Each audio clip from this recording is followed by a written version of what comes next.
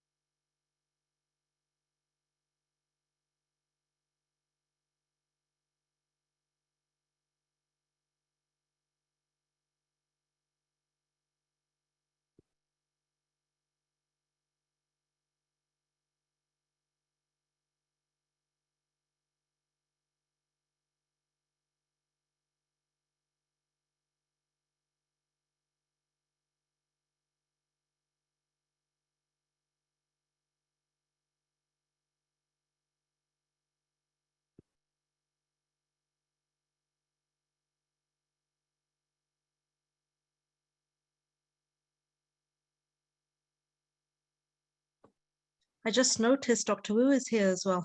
Yeah, he is. All right. We've got just a few more people trickling in, and I see a few dancing dots for the login. So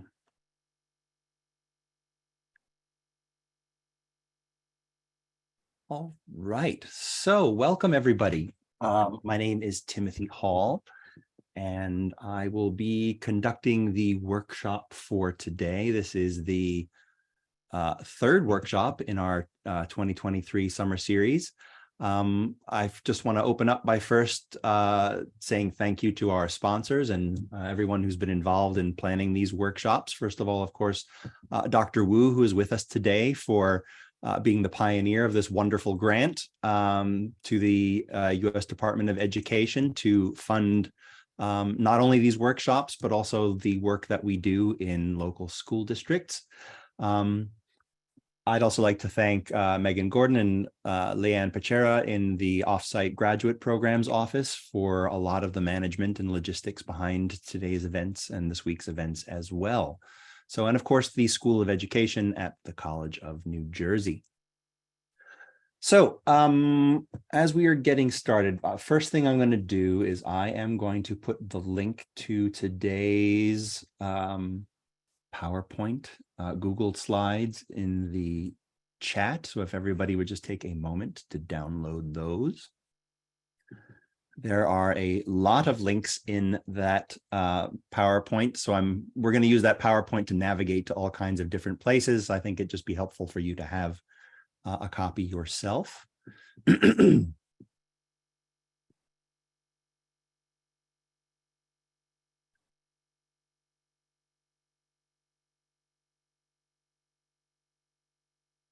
I'm going to get rolling.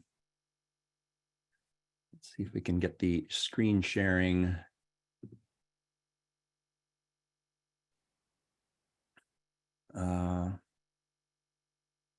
Start sharing my screen.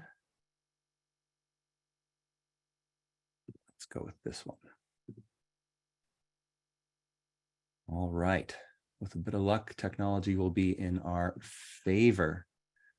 Please just give me a virtual thumbs up if you're able to see this slideshow on your screen, which is what should be a copy of my screen. Okay, great. Awesome. All right. Today's title is Learning Language Through Content Areas, Supporting Multilingual Learners' Academic Vocabulary Development. And vocabulary has been a very long-standing interest of mine, both as a researcher as well as an ESL practitioner. And today's workshop really comes out of a culmination of a number of things. Number one, as an ESL teacher, in many previous years, working in adult ed contexts, working at a time where there seemed to be a lot of emphasis on grammar, and there seemed to be a lot of emphasis on things like composition and reading skills.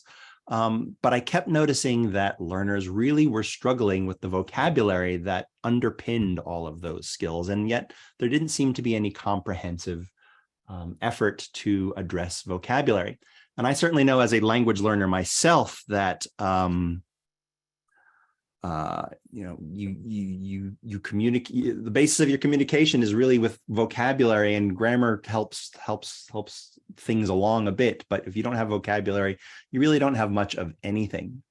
And then I think in much more recent times, the motivation for this workshop comes out of my experience as a K-12 educator. I am working in the Trenton School District in an intermediate school, grades 4 through 6.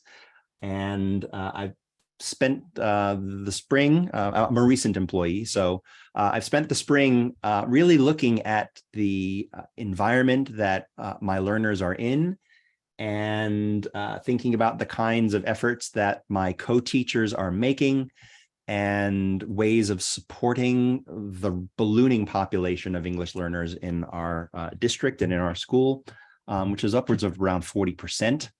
So it's really quite significant. And so the strategies that I'm suggesting today are really something that I've settled on for myself. This is in many ways my action plan for the upcoming year that I'm actually going to be trying out, because I've come to realize that especially in K-12 contexts, we as ESL teachers have to collaborate with other teachers, and we have to reach across the curriculum. And so finding these spaces within our daily experience in grades 4 through 6 is where can we get opportunities for language learners to do the kinds of things they need to do, not just to learn the content, but to help them navigate and learn the language. And so that's kind of what we've got going on here today. So I'm really positioning this as this is my working hypothesis. I'd love to hear what you think. And my goal is to explain the reasons why I'm doing what I intend to do, so you have a rationale behind it, and then to give you an opportunity to try things out. So that's where we're going to be going today. So today's objectives are, we're going to spend a bit of time describing some important concepts that govern vocabulary learning. We have to really think about the needs of learning and not in order to understand what our role is as teachers. We are going to create a scaffolded sequence of vocabulary activities that are derived from content materials. As you well know, everything we do in K-12 has to be based around the content curriculum. And unfortunately, we're in a position where if you have an ESL curriculum at all, good for you. We don't. But when you do have that ESL curriculum, to what extent is it actually aligned with all of the content standards that are supposedly mandated through the state and through policy within the district? So this is really an exercise in trying to bridge these tensions. And then, of course, you're going to get a little bit of some skills with some tech tools as well, because we always have a mandate to use technology in the classroom. And quite frankly, we are dealing with kids who are digital natives. And so those are certainly two pressures. And also I'm finding that for the kinds of workflow that are efficient that I can use, ways for me to rapidly develop materials in ways that don't suck up too much of my time, I rely on technology to really knock things out in kind of a production line kind of way. So for today's agenda, we are going to just work through some definitions, and I'll give you guys numerous opportunities to talk throughout the agenda to get into breakout rooms and discuss the ideas that we have at hand and to try a few things out and do a little bit of exploring. The first of which is going to be with our definitions. And then I've got a couple of preliminary questions that are going to guide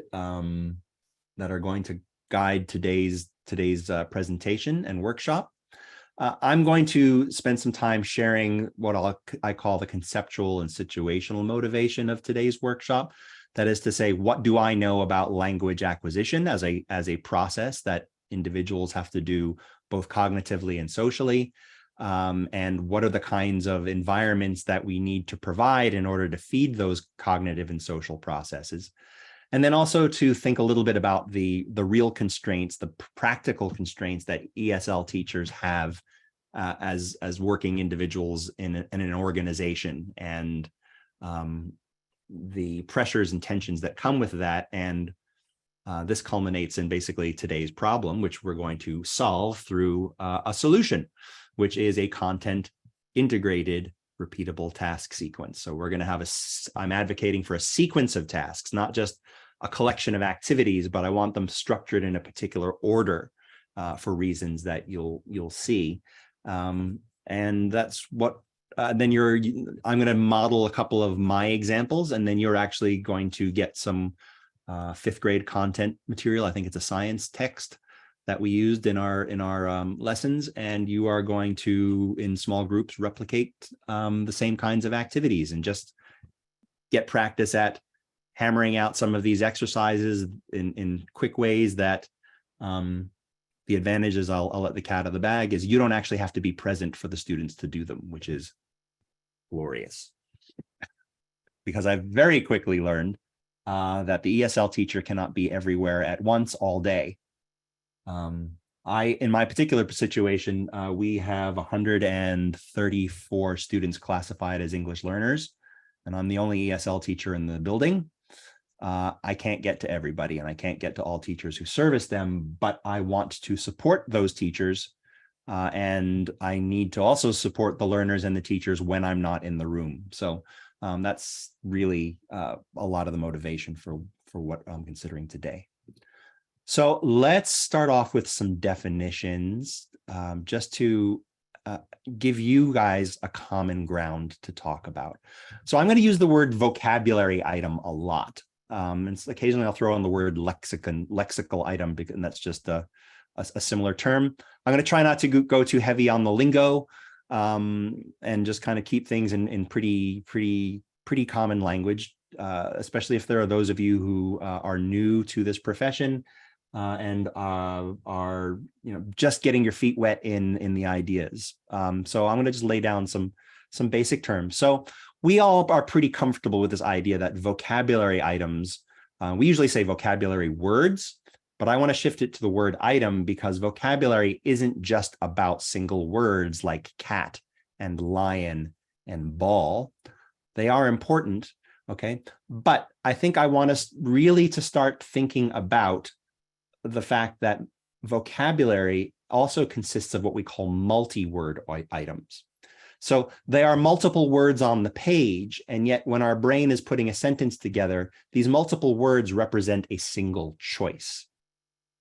And I think one of the nice things about materials development in recent years is that if you study some of the ESL textbooks that are out there, you start seeing that there is an increased acknowledgement that vocabulary isn't just single words, but there are multi-word items that also need to be addressed for the learner. In addition to this, we've got things like on the other hand, among many others. I have included a link right up here, and it's linked to a file. It's a little bit geeky, but if you get a chance, come on, let's go back.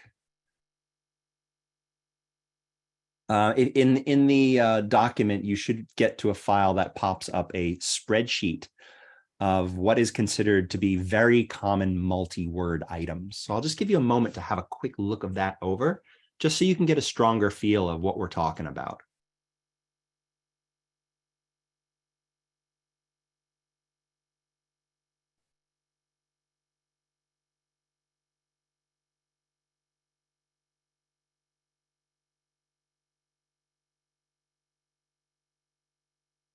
Let me paste the doc slides link again.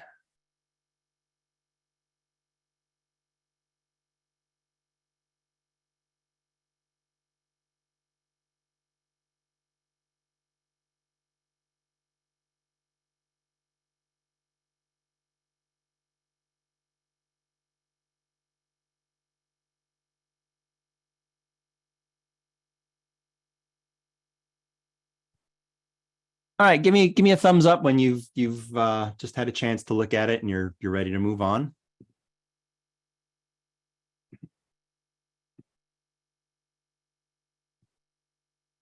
Okay, great. Let's give it another 30 seconds or so.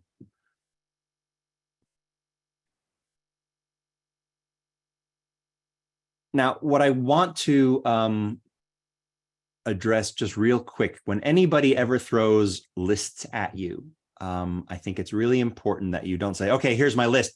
I have to go and teach that list, right? That is not the basis for teaching vocabulary instruction. These lists were created kind of like basically like your Dolch lists, okay? These idea of high frequency words, sight words, and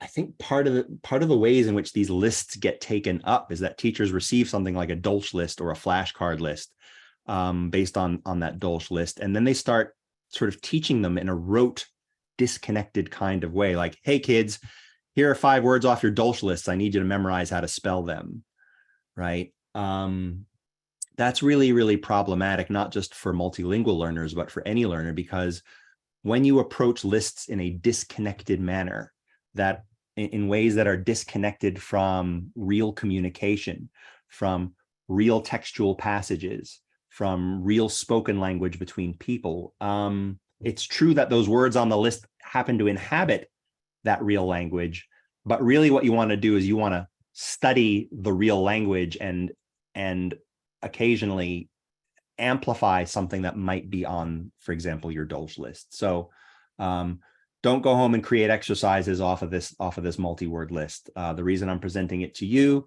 is so that you get just a firmer sense of what multi-word units look like. And they are not limited to these by any stretch. So, all right.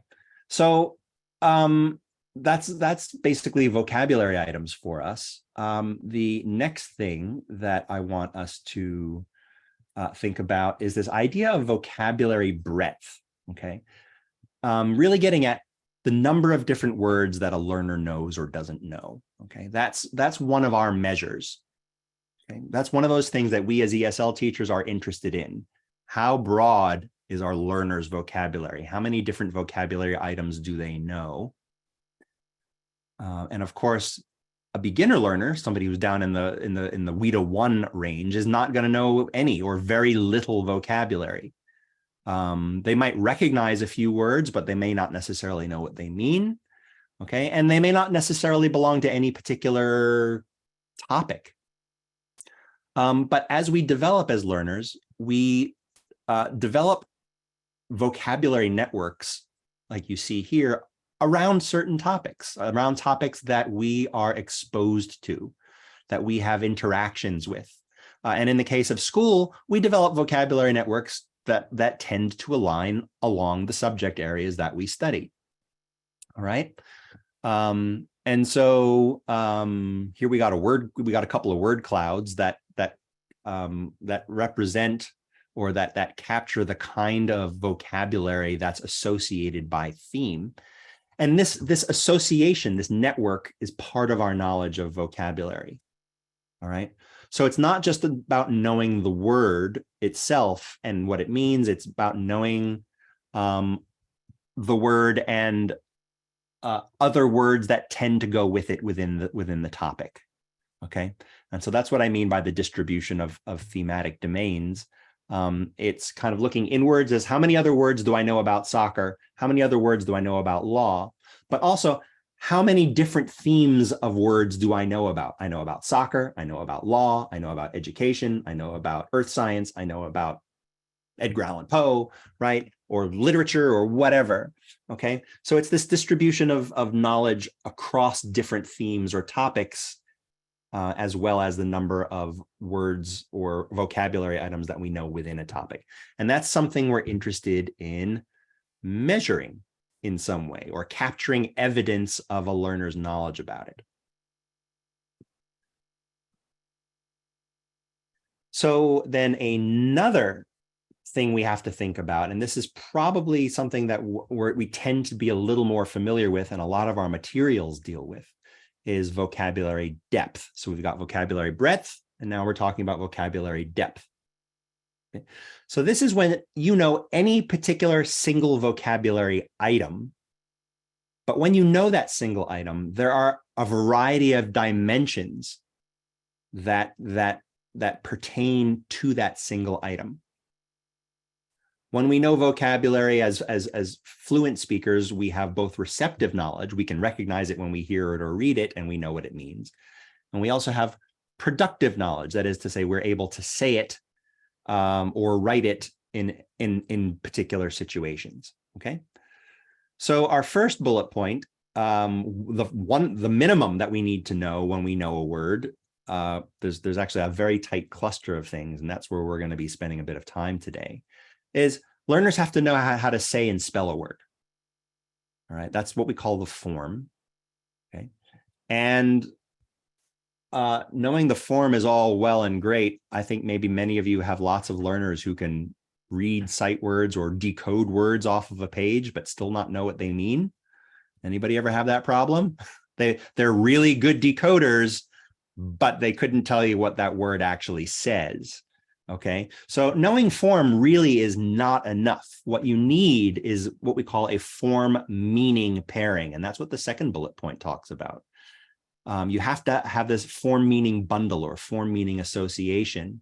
And notice that I say it's about what it means in context. So when I'm in the context of talking about soccer, a particular word, kick, for example, is going to have one meaning.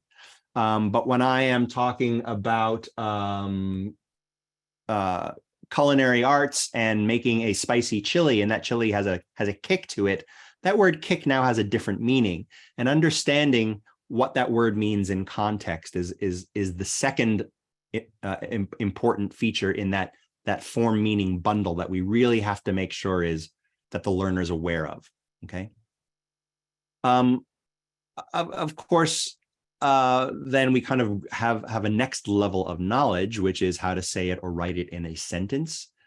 And I would add that it's not just about writing it in any sentence. I would say, especially for the content areas, it's how to say or write it in a sentence where that sentence reflects an understanding of the topic. Because if you know anything, for example, about Mad Libs, you can insert a noun anywhere and it doesn't have to make sense, but you still get it quote unquote right because you somehow managed to put the noun in the noun slot, but it doesn't make any sense. And so we really want to talk about this idea of sense making as central to vocabulary ability.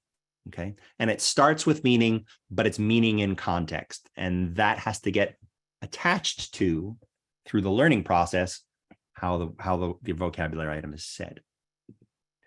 Now, the other bullet point, as we kind of go up, we'll call it go up the ladder of knowledge difficulty. And I'm hesitant to say that, but I've got things kind of in an order here, is where a particular word goes in the sentence. So this word kick, for example, if I'm talking in the context of soccer, well, it can go in both the noun positions. That was a really heavy kick. You know, you really nailed that ball. It flew across the goal line. That was a pretty hard kick. But it can also be a verb as well. And so when a learner is able to know where to plug the word in grammatically into a sentence, that's really, really important. And so connecting a word to the grammatical patterns is part of our knowledge of use. And you'll hear my phrase time and time again: form, meaning, use association, or form, meaning, use bundles. Those are you need to make a triangle: form, meaning, and use. Learners have to learn all three in order to really know stuff and plug it into their daily experience. Okay. Now, the next level is knowing how to change the form of the word. For example, knowing that laugh can be a noun and a verb, but then if you want to make it an adjective, you call it laughable, right? And adding on those prefixes and suffixes. Okay, and that's an additional ability, and that reflects a deeper knowledge of words, and that's something we ultimately want to cultivate over time as well. Then an even more abstract and challenging dimension of knowledge is what we call thematic word partners. The technical term is collocations. All right. This is actually kind of hard to directly teach. We're going to get at this idea a little bit today. But for example, we learn through lots and lots of experience what adjectives tend to go with a particular noun, what adverbs tend to go with a particular verb, what nouns as a direct object tend to go with a particular verb. We learn through lots of language experience. And it's the kind of thing that's hard to like memorize per se, especially in an abstract sense, like off of a list, like memorize this verb and all the direct objects it takes. Don't ask your kids to do that. But I do find it's helpful to, when you're working with content area texts, to help to raise the learner's awareness by saying, hey, you see this in sentence 3? You see this verb and the noun that follows it? I just want you to pay attention to that, because you're going to see that happen a couple times in your history textbook today. Okay. And that's really going to help them, with things like writing, when they actually have to kind of report on something they learned in their history textbook. To have that awareness that, oh yeah, I seem to recall what's the adjective that's supposed to go with this noun, and they go back to the textbook and they reread the passage ideally, and they see that collocational knowledge is something we also want to cultivate. But very often, especially because teaching time is limited, the best we can do is raise awareness of that, and we'll talk about that. It's also it's not really rule based. There's no hard rule with much of this stuff at all. You really just have to learn through experience, and that's why it's really important that we are providing learners with lots and lots of authentic, communicative, but accessible language experience that's kind of at their level, and carefully scaffolded to stretch them a little bit. And then a final dimension that we're going to talk about today are things like connotations and associations. And this is kind of like related to meaning, but it's kind of like next level meaning. It's very abstract. This is the kind of stuff that I am working with WIDA high 3s and 4s, 4.5. I'm kind of working with them on this kind of knowledge because they tend to have a large enough vocabulary, but it's this other stuff like connotations, collocations as well, is also something that I work with a lot of WIDA high 3s and low to mid 4s on things like collocations, connotations, and associations. All right. So as I say, as you look, if you sort of, these are terms that I've presented to you today that kind of outline vocabulary knowledge. And, if you do have a moment, just kind of go back and look at maybe some of the materials that you use to work with your learners and see the extent to which exercises cover the relationship between spelling and meaning in context, right? Or spelling, meaning, and relationship to a topic, or spelling, meaning, and collocations, okay? And you can thumb your nose at the exercises that just have learners like spell the word without any, like games like Hangman or word finds. Word finds I hate because the word's down at the bottom in printed letters and they have to find those exact same printed letters back in the square up top in the word find. There's no need to like dig into meaning for that. You just like look for letters in a sequence. There's no connection to language use in that respect. And so be critical about exercises and look to see the extent to which exercises are pushing for an integration of at least 2, if not more, of these bullet points.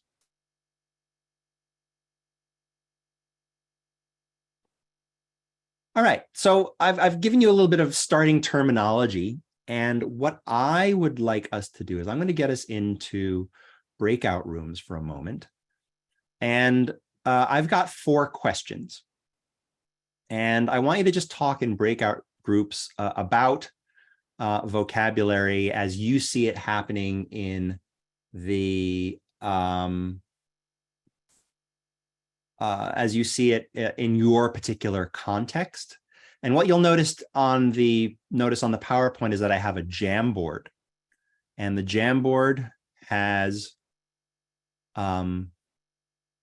corresponding room numbers. So whatever room you happen to be in for your chat, you can just go to your particular Jamboard and you can start pasting responses on little stickies inside the Jamboard, okay?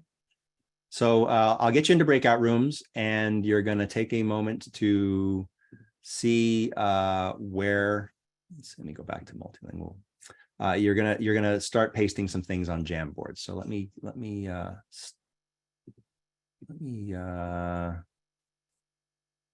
here I go. All right, Zoom. I think I have to stop the share very quickly in order to access breakout rooms. Oh, we've got a good 70 people today. All right, so let's start off with, I think, 12 rooms. Yeah, I'll try to move you, Katie, a little bit. And Onyeka, just to answer your question, if you send me a separate email, I'll make sure you have the PowerPoint from yesterday. Okay. So let me create breakout rooms. Hello, does somebody have a question? No? Okay, great. Let's see.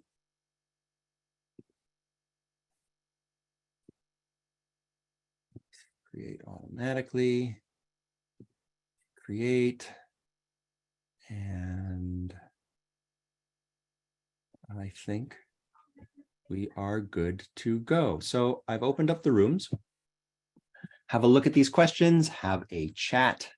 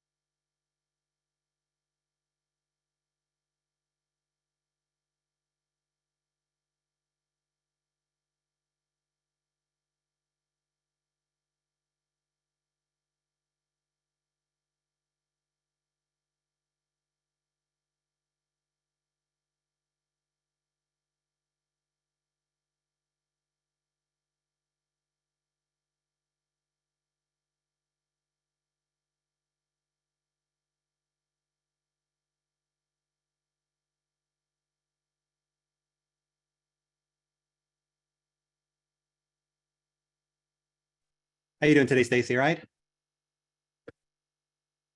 All right, I'm going to bring everybody back.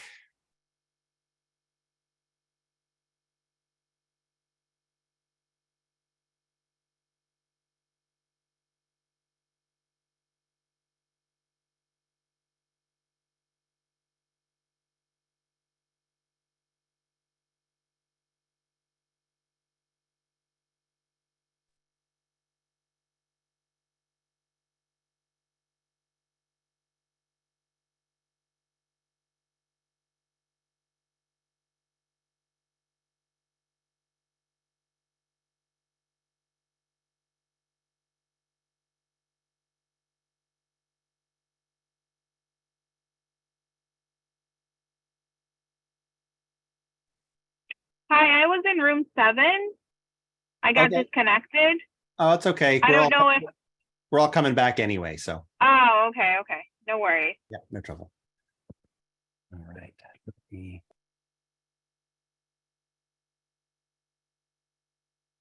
So many tabs open right now. It's crazy. Okay. All right. So, all right, this was good. I was really pleased to hear about and see how a lot of you are thinking about these questions. I'll just kind of review very quickly some of these questions and also a little bit of the motivation behind it. So, the first question gets at this idea of assessment, and I think what's important is that, yeah, we've got lots of formal assessments all around, but I think a lot of the work and decision making that we do at a nuts and bolts level is really about how we are observing our students. And so, I think as long as we're aware that we're kind of saving some mental space for making observation about vocabulary based on what we see of student behavior. So we're of course like looking at student work, and we're listening to their conversations in informal contexts. We're also listening to their academic conversations as well. We're also listening to how they respond to questions in the moment, as opposed to when, for example, they've got a little bit of a chance to reflect and prepare a response. Okay, we're doing a lot of observational work, and I think that's really key to giving us some guidance in terms of what our learners need on an individual basis. And so really assessing learners through tasks that are just part of the regular classroom experience is absolutely valid, and I think a really important feature of what we do. One of the things that I wish to just raise everybody's attention to is this idea of avoidance. If you want to go ahead and write that word down, avoidance. So avoidance is the absence of something. So what we want to be sensitive to is when learners are not using specific vocabulary, or in the case of intermediate learners, when they're only using that generic category and they seem to be avoiding that kind of, I call it topic-specific cocktail language, but like the academic vocabulary. So they use the words thing and that thing and this thing. And yeah, everybody understands what they're talking about because we're all under social pressure to get along. But we want to see when they're avoiding using the big words or the content or domain specific words, right? And that avoidance should be telling us something. So it's not just about paying attention to what they know and can do, which is an extremely positive and appropriate. But I'm also a big fan of listening for what they can't do and then devising cruel and evil ways to trap them into using it, 5 minutes later. I'm a little bit of a jerk in the classroom, and I try to make them love me for it. I'm like, use the other word we talked about yesterday. Nope. Use the other word we talked. Sorry. Use the other word we talked about yesterday. Right. You kind of have to push learners off of a stump, right? Where they're out of their comfort zone a little bit, because it's so easy just due to like sort of social pressures to stick with, they provided an answer, hey, let's move on and keep everybody feeling comfortable. Right. But if you can build a culture around the exploration of vocabulary, if you can do things, for example, like, I don't know, keep a little star chart, right, on the side of your whiteboard or on a flip chart somewhere where somebody gets a star for using a power word of the day, right?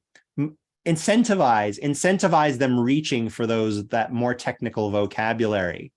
Game it up. You know, and we need our observational skills to kind of figure out those jumping off points and to know when to push appropriately and developmentally appropriately a little bit more.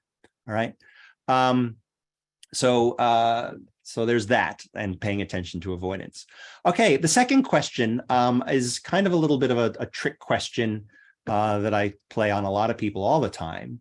I'm always fascinated. I ask questions about learning, as you'll see that the word is phrased as learning, and inevitably teachers give me answers that have the word teaching in it.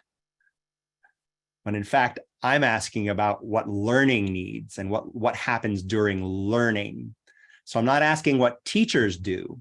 I'm asking what learners do. And I think keeping what we call a learner-centered perspective on the process is really, really important. All right. Because it's when we have that learner-centered process and we think about, okay, what do learners do and what do learners need? They need X in the environment. They need rich text. They need opportunities to read lots of text. Okay. And, you know, they need focus on form moments. They need moments to talk and hash out differences in understanding. They need exposure, right? These are all things that ultimately we do decide on how to teach, but we really have to start with what does learning need and what does learning look like? Okay, so I commend those of you who you know, say that like learning is longitudinal. It takes a long time. It doesn't all happen at once. Learning needs exposure. Okay, learning needs contextualization. And yeah, then the next logical inference is this is what I'm going to do as a teacher. But I just want to sort of make sure that you are kind of keeping separate in your mind that teaching is not the same as learning. Learning is not the same as teaching. You sure hope they're related, but they aren't necessarily so, and don't just take it for granted. Okay, and so what you're going to see in a lot of respects that some of this today's method, if you will, is really predicated on an understanding not so much of me teaching, but of setting up learning situations that don't require the presence of a teacher per se to be the center of the activity. Okay. Now, another one is really, really interesting. And that is something that you know, when I stepped into this intermediate school, I was super curious about. It's kind of like the Wild West for me. But in your practice and in your curriculum and in the content classrooms, especially when you're looking at content teachers, what kinds of classroom activities are used to scaffold the development of vocabulary knowledge? And I kind of, you know, when I stepped into my environment, I was kind of like, what activities, how many of them, and how often? And I didn't seem to come back with a whole lot in terms of hard evidence of that from an ESL teacher's perspective. I kind of felt like, man, if you've got multilingual learners in your classroom, there need to be more activities that help bring content to language connections. And I think of a lot of the ways, for example, I've sat in on a bunch of trainings for the science teachers and for the math teachers. I'd go in and I'd sit in on how the science teachers were being trained to teach their science and how the math teachers were being trained to teach their math. And that was really revelatory for me, because even the teacher trainers weren't necessarily, I don't know, giving enough time to this issue of vocabulary. And so decisions are often made ad hoc. They're kind of made in sort of last minute and reactive manners. The decisions are made often by the ESL teacher. And today I want to give you some principles for selecting vocabulary that just kind of give you a backbone and a reasoning for why you might choose some words and not others, as well as a way of integrating them.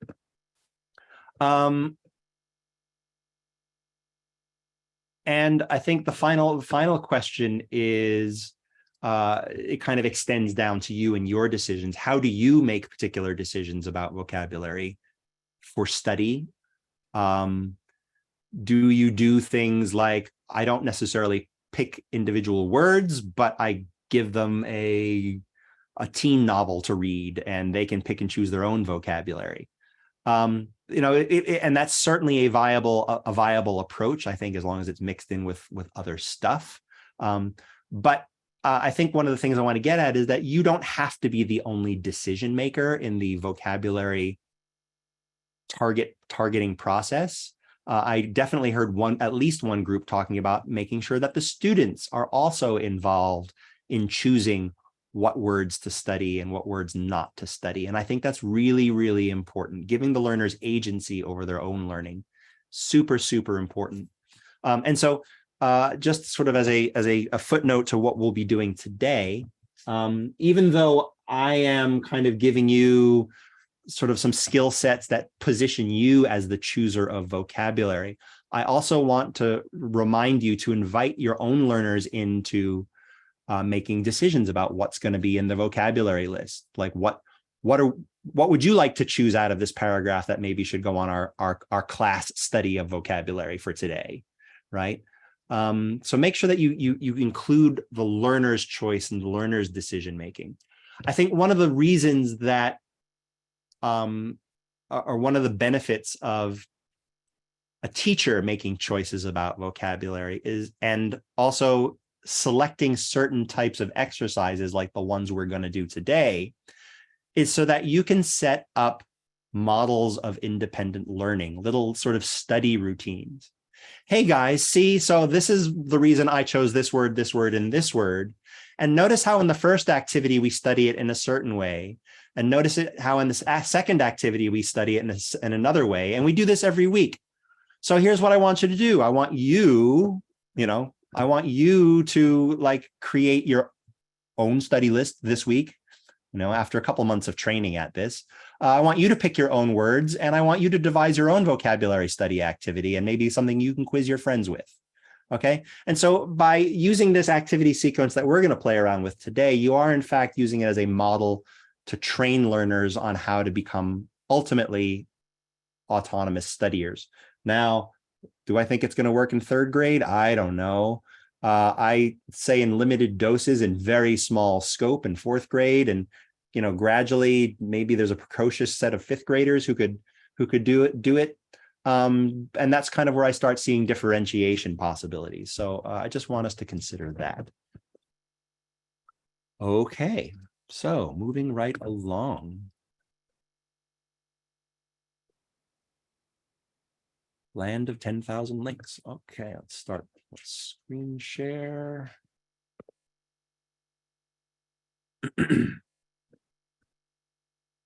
All right.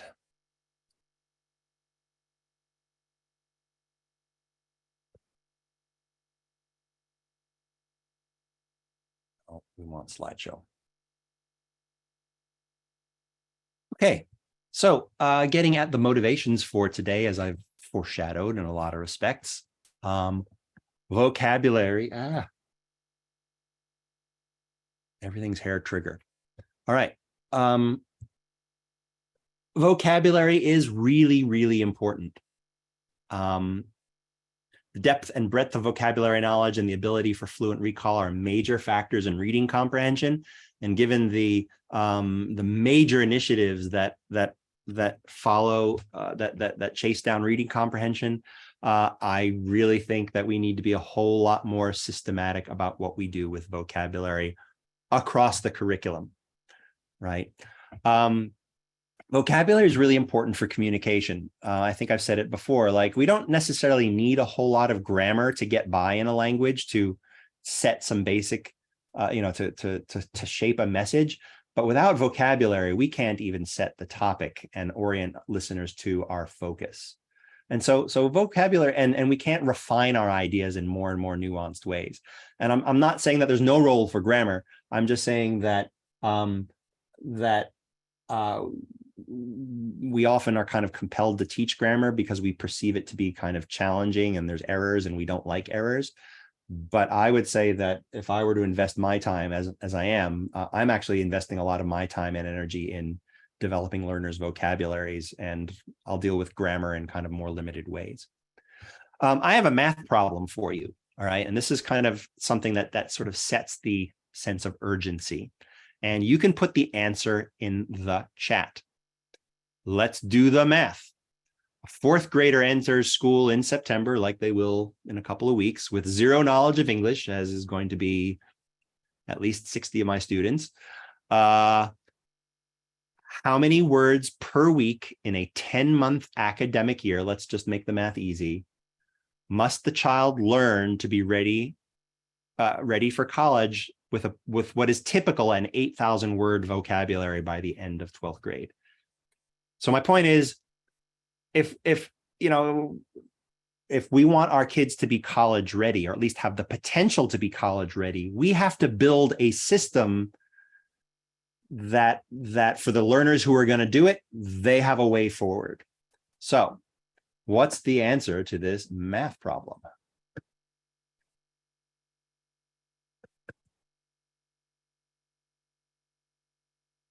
Basically works out to 1,000 words per year.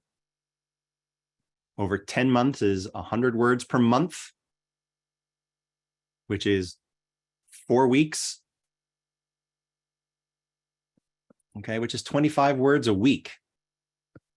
Okay. There we are. And I realize, hey, we're all linguists here, so math may not necessarily be our strongest suit, so I don't hold it against anybody. But 25 words a week starting 4th grade. If we want to create the potential in our school system for a learner to at least buoyed by the system and not struggling independently because the system is not providing.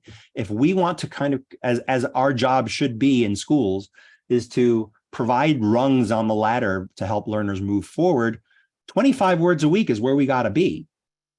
And that's 4th grade. Okay.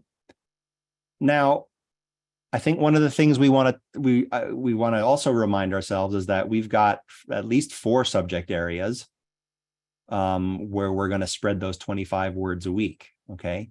And how you choose to distribute those 25 words a week, where it's 25 distributed across all subject areas, or maybe one week it's 25 words in just science, and in another week it's 25 words just in language arts. That's entirely up to you. But the important thing is that we are tackling this number in an intentional way with a system. Does that make sense? All right. 5 words a day is a very concrete number that I think we can all wrap our heads around. Okay. And so what we're looking for is we are looking for evidence. We are looking for evidence from the learners. We are observing our learners through a choice set of exercises or activities that can demonstrate to us that they are nailing down in some way those 25 words a week. And that's kind of where I'm at right now. Okay, so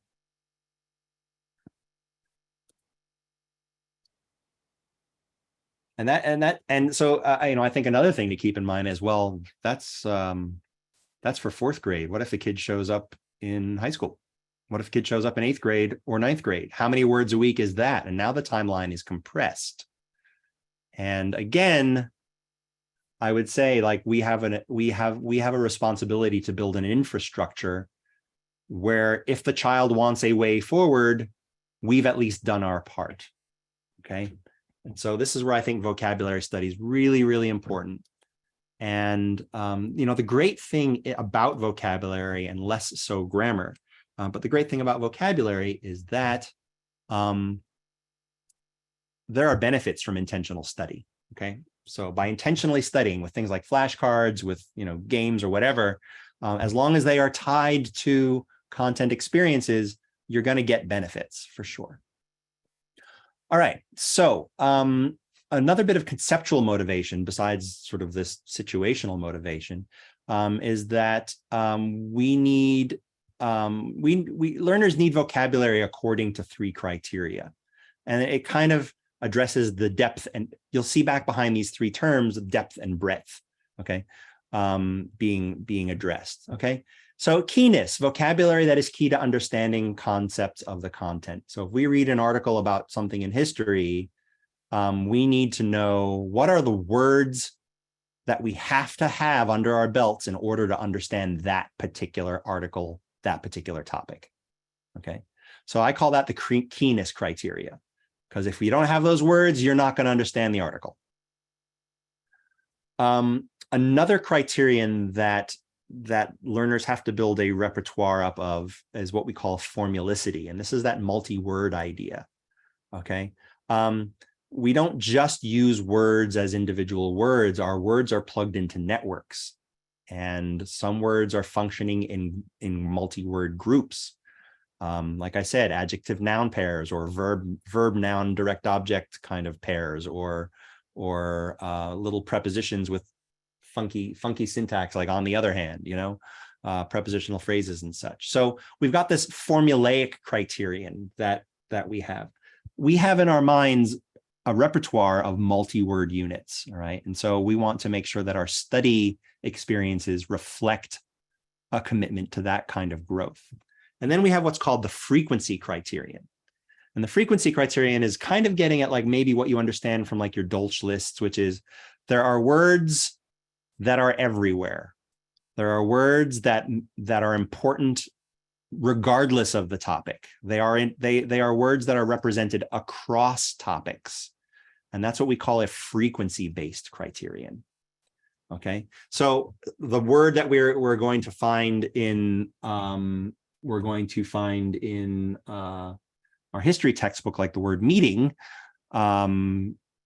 we may see it also in a business course, right? We may see it in an introduction to law or something like that, whatever.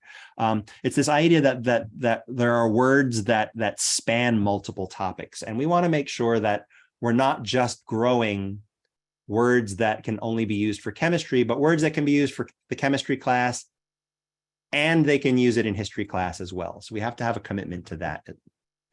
So those are the three criteria that when I am choosing vocabulary for my students to study, I am kind of thinking about creating a pool of target words that are based on those three.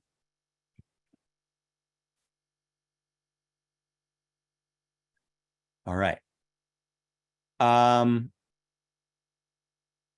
We've mentioned focus on meaning. So that is an environmental, what we call an affordance. So what do learners need? What does the learning process need?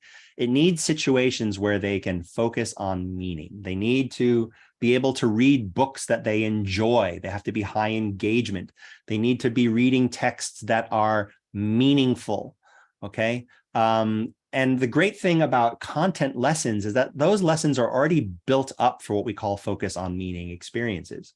When you're doing project-based learning in your science class or in your history class, you're focused on communicating ideas. You're not necessarily worried about language and structure, but you're using language anyway.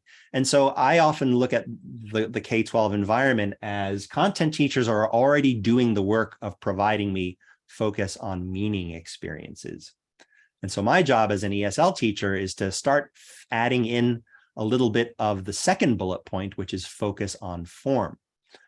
That is to say, learners need a few moments, a little bit of time out of the day to reflect on language structure in ways that are linked to those focus on meaning experiences. So if they're reading a paragraph for history class, that they're having a chance to dwell on some complicated sentence, for example.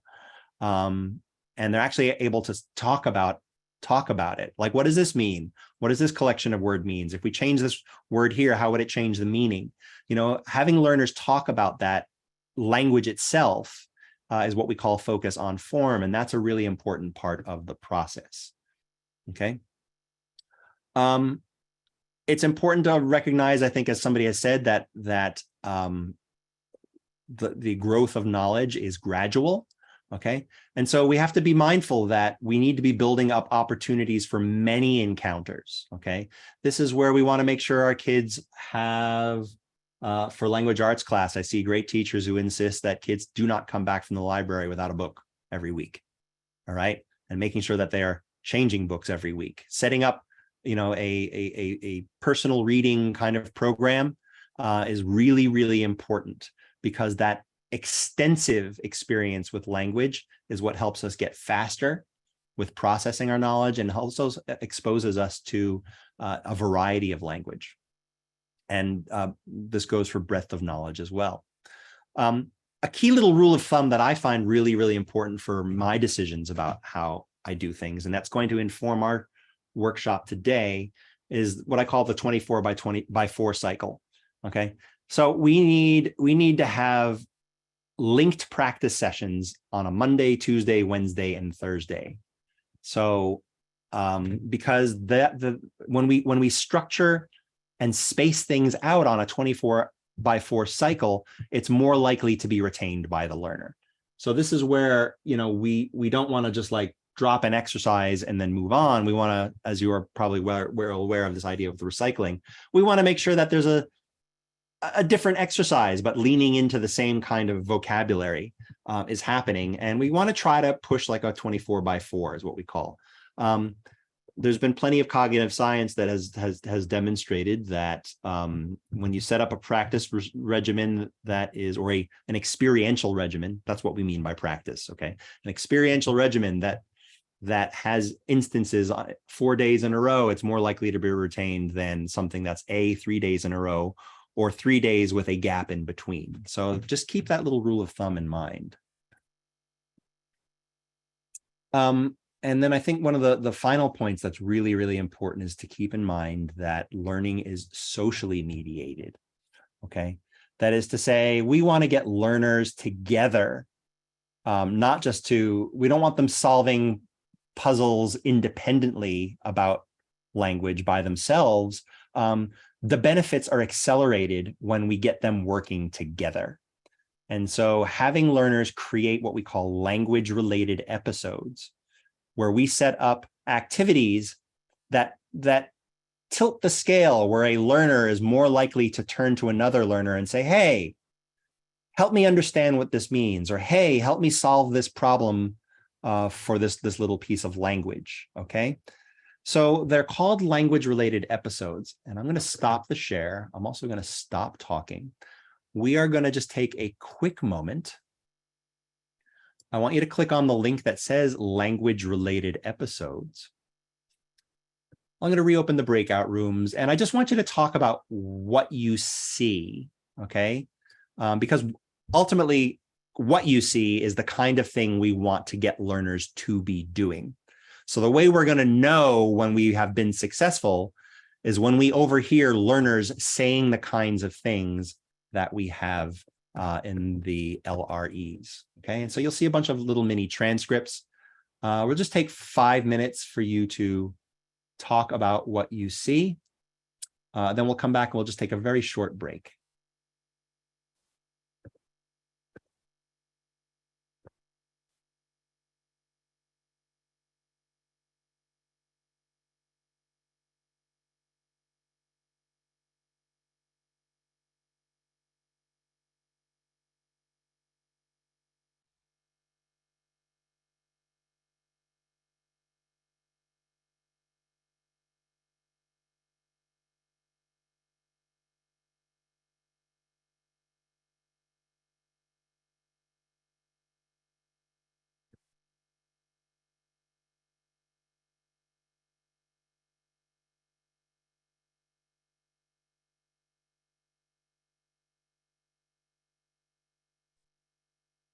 Hi there.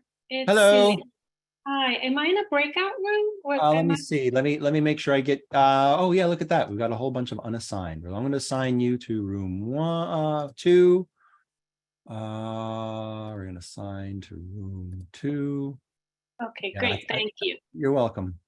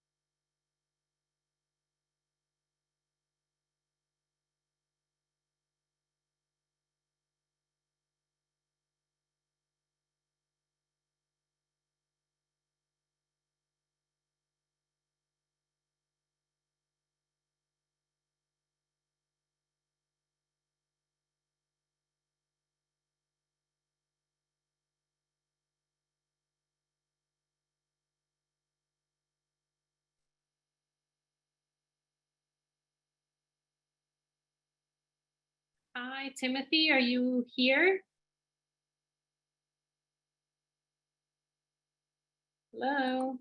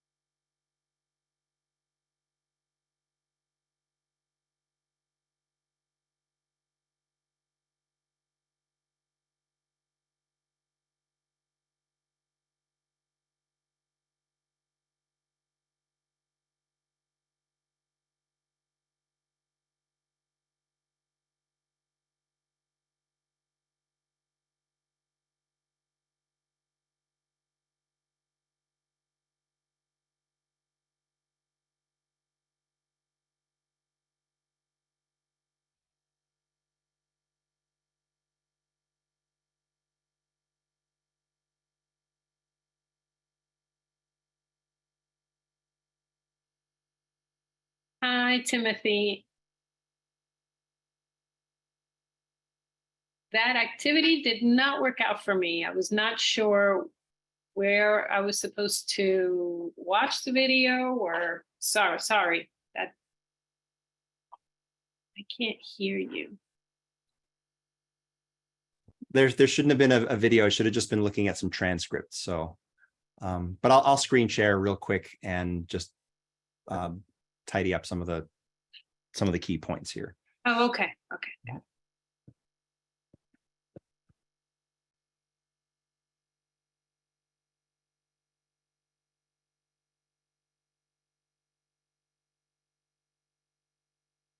Okay, where are we at? Oh, the breakout room closed. 9 seconds, 8 seconds.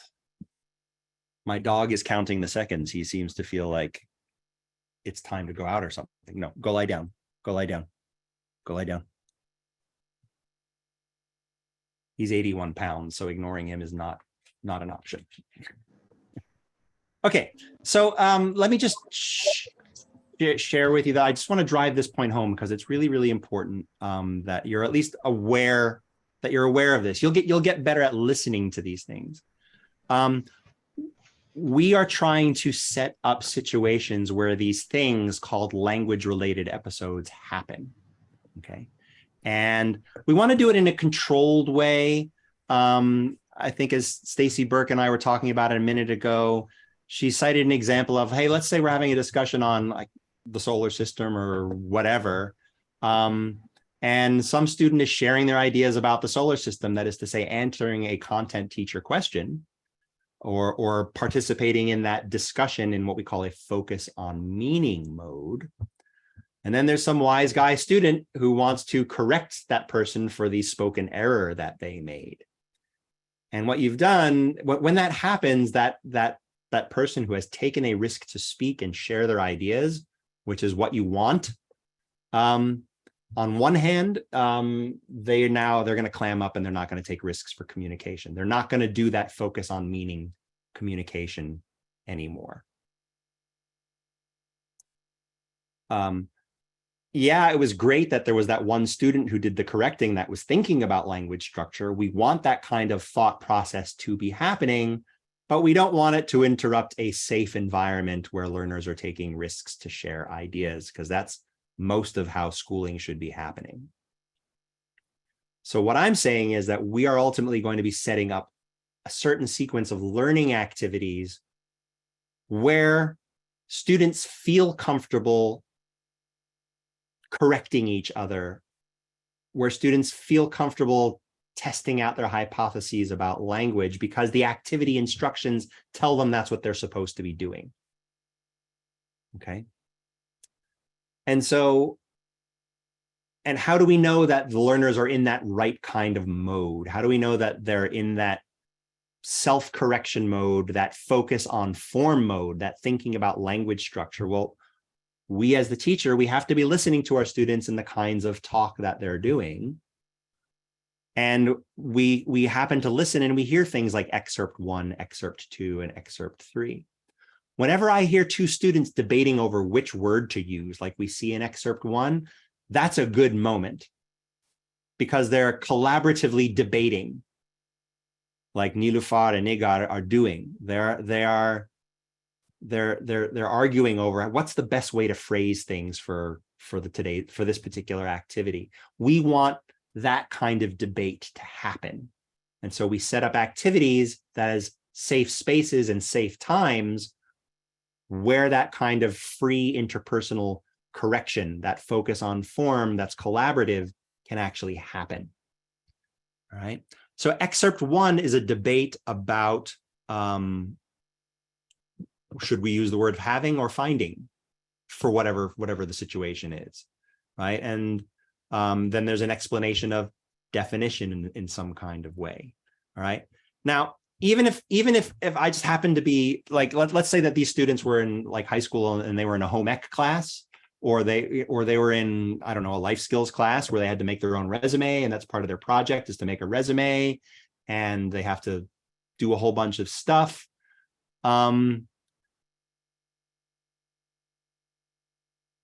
the home ec teacher or the content teacher maybe hears Nilufar and Nagar having this debate off to the side, and that teacher has a choice to either interrupt them and say, guys, we're supposed to be concentrating on building your resume, or guys, we're supposed to be, moving to this next step of the project. Why are you guys talking to each other? Guys, I'm talking right now. Why are you talking? Whereas a wiser teacher will listen to the nature of their interaction and go, oh, you know what? They're arguing about language. I'm just gonna let them ride with that one for a minute. I'm gonna let that happen, because that's the kind of thinking about language for the situation that I want to see. Yeah, it's a little inconvenient for me that it's happening like just this second, because I got this lesson plan I want to go through, but you know what? It's a good thing. Right. And we want to see that happening ourselves as ESL teachers who are tuned to language and say, okay, let's not interrupt this moment. Right. And we also want to help our content teachers see these moments too. Okay. Excerpt 2. This is a case where there's a focus. They know the meaning, it seems. They know like what a psychic is. Maybe. But now there's just a question of how you spell it. So they kind of have the meaning. Maybe they know how to pronounce the word, but they don't know how to spell it. So this is, a little debate about form with an understanding that an aspect of meaning is under the belt. Great. You know what? If a student's going to provide the answer instead of the teacher, then that's students engaged in self-learning. Okay. Excerpt 3. They met near the Ferreteria e Jardinera Gomez. Wait. Favorite pub to shop where they were, blah, blah, blah. And then how do you call this? And I don't know. Okay, so even if there isn't necessarily, we don't know exactly we know what they're looking for. They're looking for the name of something or a label for a noun, right? And the fact that a student is taking the time to say, hey, that's a blank in my language system. I need some help filling it right now. And they're relying on another student as that learning resource. That's a great moment, because that's one less lesson the teacher has to actually be involved in. So the learners are using each other as learning resources to catalyze awareness of gaps in their own knowledge and potentially providing answers. And all you have to do is sit back and listen. And if the helper friend doesn't get the right answer to provide to the person with the problem, then you can jump in and quietly say, actually, I think this is the answer. And then you provide the response. But let the students do that. Okay. And these things emerge spontaneously in the middle of content lessons, and we want to let that happen. And then to align with the point of what we're trying to achieve today is not only do we want them to emerge spontaneously in content lessons, but we also want to create situations where that is likely to happen, like we're actually engineering little exercises. Okay. All right. So I'm going to just check the chat, and we are going to take a 5-minute break. It is 4:38. So I'll tell you what, why don't y'all come back at, let's take it slightly more than 5 minutes. 4:45 is where we are going to get back into the swing of things. Okay.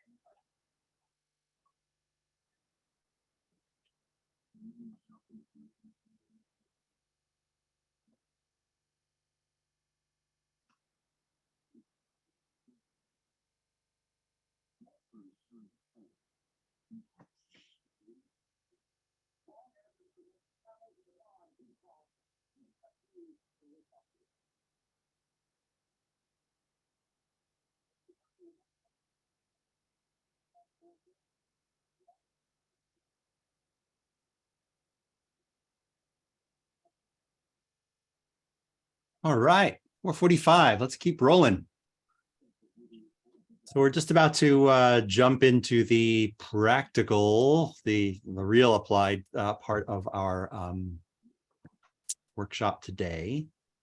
So let's do that. Let's see. Start sharing my screen again. This elaborate procedure between of getting presentation mode while you're screen sharing is just heavy. All right. All right. So I talked about a bunch of sort of theoretical stuff. We talked about how language learners, if they're going to learn any language, and particularly vocabulary, like they need lots of communicative, what we call focus on meaning experiences, okay, where they're really genuinely exchanging ideas. They're forming messages and they're exchanging ideas.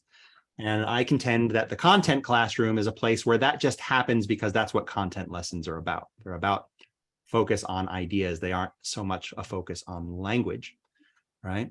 But we as ESL teachers, we want to make sure that there are these opportunities for focus on language, and we'll call that focus on form. Multilingual learners do it naturally if there happen to be, I see it all the time. My fourth grade class, got my two boys in there, and one's always helping the other and always asking each other, questions in hushed little voices. Like, what's this word mean? What's that word mean? They're having a little sidebar focus. They're having a little language related episode, right? And those are good things. And what I want to say is we want to kind of expand the likelihood that language related episodes are going to happen, so that learners are focusing on form in ways that are connected to their content. All right. And if in an ideal world, the ESL teacher would be with those students all day. And I'd have all 134 students all day for all subjects. And I have all the co-teachers across all the grades, and I'd be in 5 places at once, and it would be wonderful, but that's just not the case. The K-12 environment has operational parameters. They've got schedules and they've got curricula.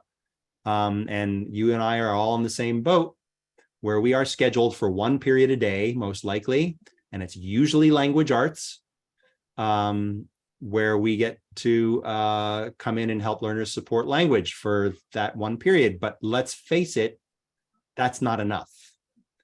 And they need to be able to communicate in more than just language arts. They've got all the other subjects, okay? And so how can we create stuff that they can do, that the content teacher can plug in and take a 5-minute break? Because we've basically created some materials for them. And so this is about us creating materials that we can give to the content teacher that they can do during a do now or something, during morning warm up or whatever period, or and it does a double service. It relieves the content teacher of having to think of an extra activity to do. And this is the case that I'm going to be making to my content teachers. Hey, Mr. Gonzalez, what are you teaching this week? Oh, the solar system, chapter 6. Awesome. Can I give you 2 activities for kids to do for do nows some point during at any day, any point of the day of your choosing? And he's like, yeah, absolutely. Right. He's happy to have like one less thing he has to figure out for a lesson plan. And I've got an enduring resource. Okay. So that's kind of where I see this kind of stuff fitting in. All right.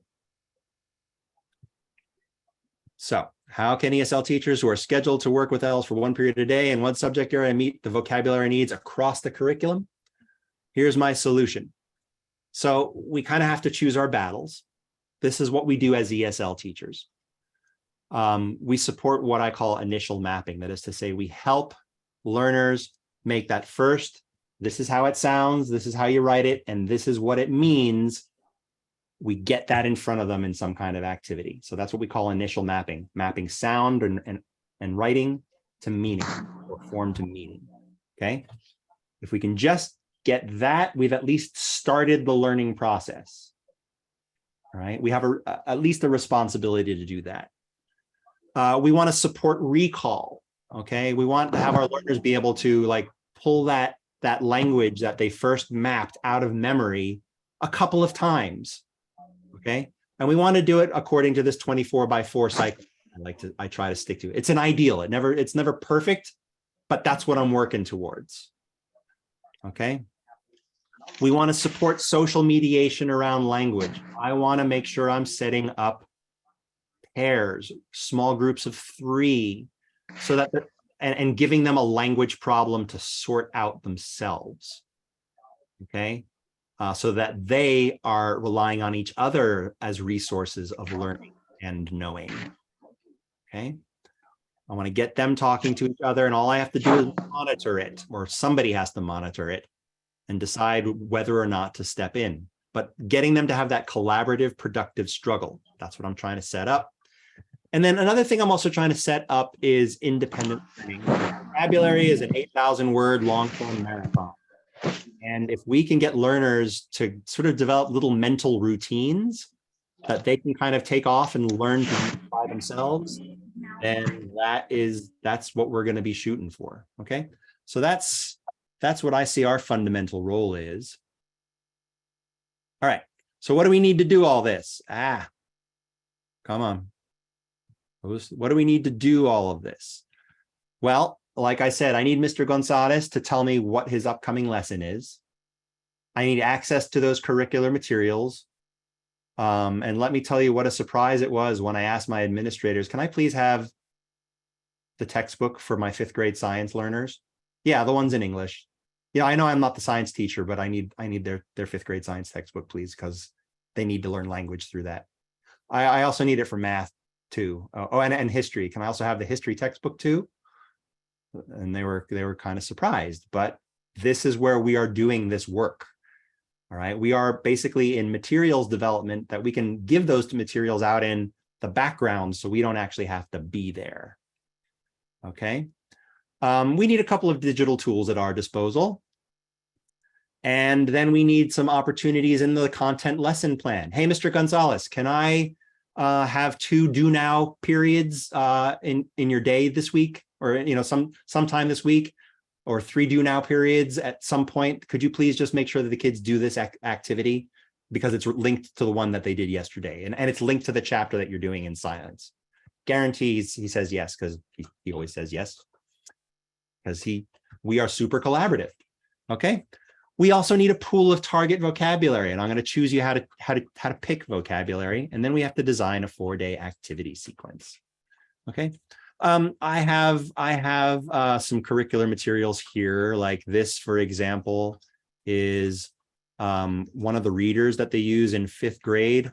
Hey, look, for a 26-page document, there's 4 whole words of vocabulary that are identified by the publisher as necessary. Isn't that wonderful? You think that's adequate for English learners? Hell no. All right. This is what they're reading for history. Some of you may have the same publisher, Savas. Okay. And I'm like, that, 4 words, seriously? Okay, we're going to use this as a language learning experience, right? So that's what we're gonna rely on here. All right. And so we want to get hold of those materials and somehow be able to manipulate them. Very often what I end up doing is if I don't have a scanner that can like pull the text out and like allow me to cut and paste it into a Word document, is that I pick up my phone and I read into Siri. Like I use my notes app and I voice to text like an entire paragraph. And that gets text into a digital format that I can start playing around with. All right. So we identify target vocabulary. We identify for keyness. We identify multi-word units. And then we identify words based on frequency, and then we drop them into a learning progression. And that's what we're going to do now. So go ahead and turn to this page.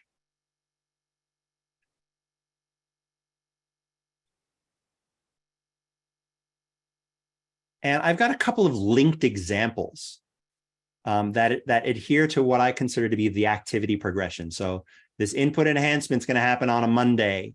I'm going to do a crossword or a modified word find or a letter slots on Tuesday. They get to do a close activity on Wednesday, and they get to do a type of assessment called a VKS that allows me to see where they are on Thursday. And I've got the reasons on the right-hand side. I'll just give you a moment to read that and think about it. As you're doing that, and then also just have a look at the examples that I have set up all the way down here on the left, because those are the tools that you are going to use.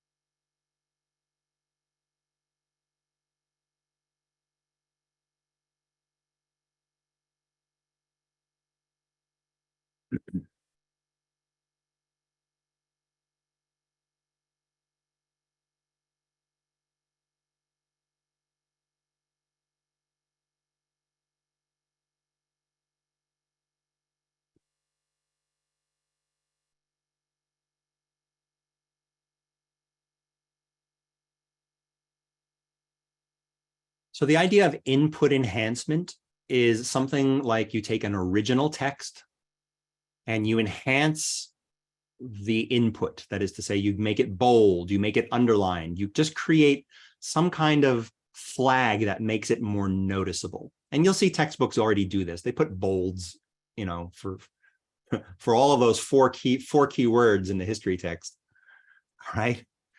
So what I do is I come along and I start cutting out the text and I start selecting stuff and underlining it. And all that underline says is, hey, learner, notice me, because it's going to come back at you somewhere along the way.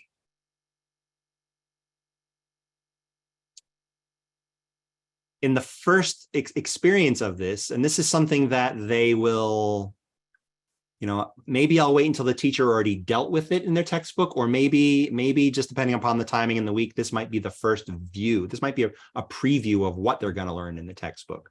Sometimes the timing isn't perfect.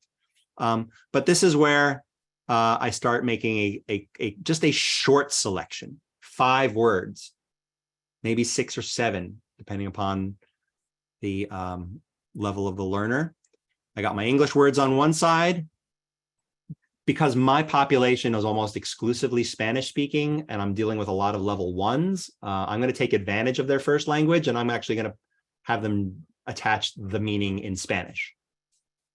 But if I'm working with learners who are more advanced, or with learners whose language I don't necessarily understand or can communicate in, then I am going to write a very easy definition.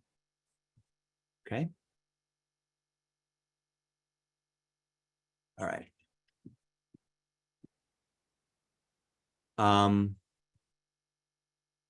So yeah, have a click down and look at the other activity types. Crossword's nice and self-explanatory.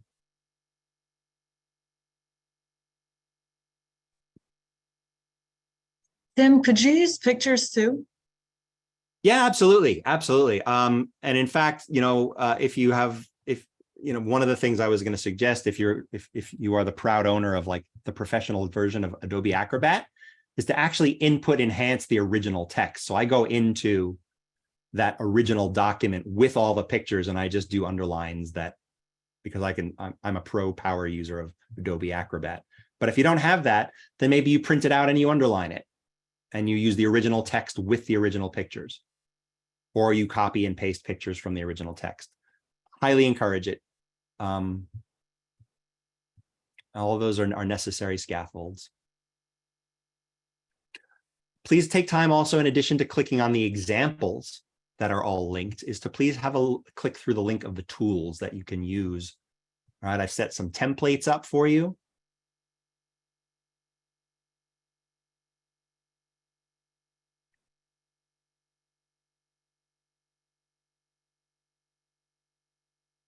I spent the $10 to buy the crossword puzzle software because if I'm doing this every week, I want it to be easy. And it's the best $10 I've ever spent for an entire year's worth of work.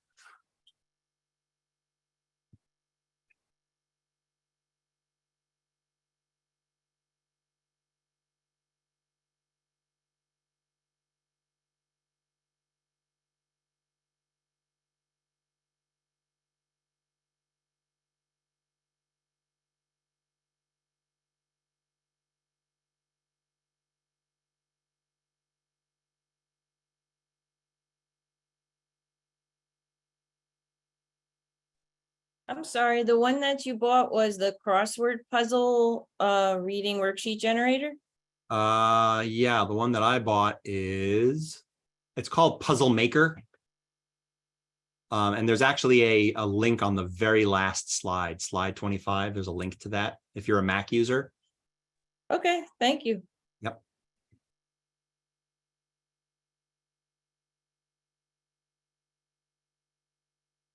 And if any of you are expert users of that program called TeacherMade, which is on my radar for this year, we can start like creating exercises in that are self-grading, and they're fully digital.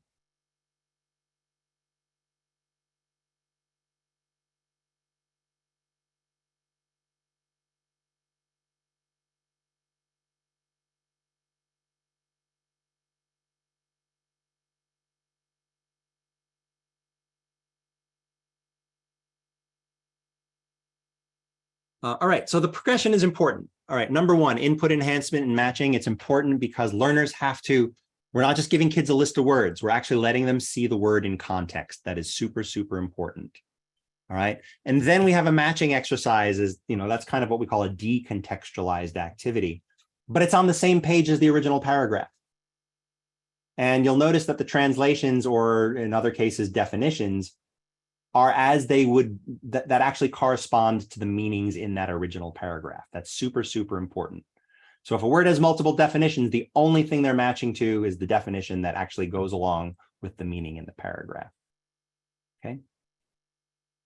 And hopefully what they'll be doing if they're working in pairs is that they'll be kind of conferring with each other and going back up to the original text to kind of use clues to guess the meaning, right?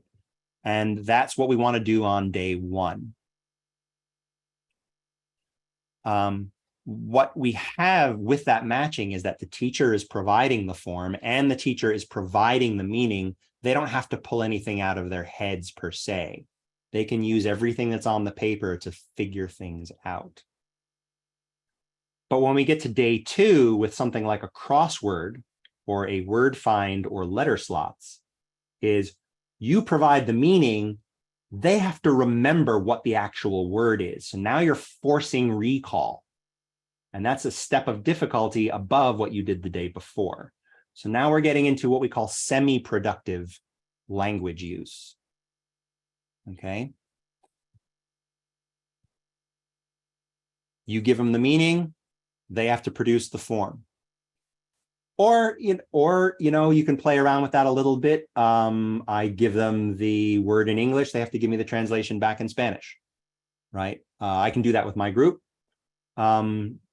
but we are exploring both languages and understanding that translations are as good as definitions in my book. All right. Then on day 3, we move to a close activity where the target words are either part of the clues or they are part of the solution where they have to fill in blanks. And depending on the level of the learner, you want to have a few more blanks or not. Okay, always leave the first sentence and the last sentence intact when you make a close. And then you can kind of pull stuff out of the sentences in the middle.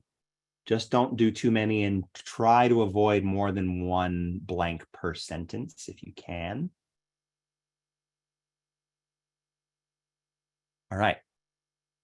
And then the final tool is decontextualized again, but now we're hoping that they're going to be able to write a full sentence that reflects the content usage and they can remember. So if I give you the word, can you please remember a sentence that this word might exist in the history textbook or in the science textbook of the chapter that you just read? So I only accept example sentences that reflect the chapter that we are studying.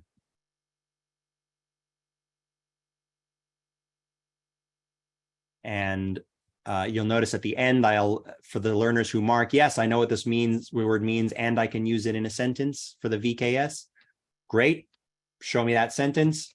And that sentence needs to reflect the content area, the wisdom of that chapter 5 in the science or the math or the history textbook. Okay. So this is the workflow.